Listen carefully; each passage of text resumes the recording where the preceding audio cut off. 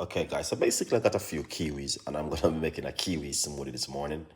It's gonna be super healthy and delicious with a few ingredients, all right? Now, we got the blender. This is what we're gonna be using to make.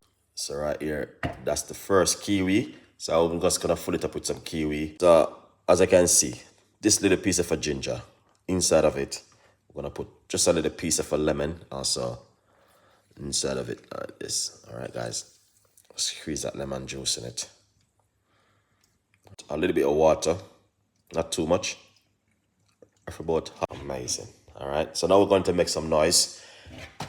In the meantime, grab yourself a copy of the book. Here it is.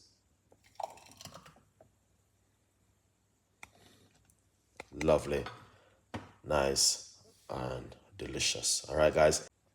So you just want to make something like this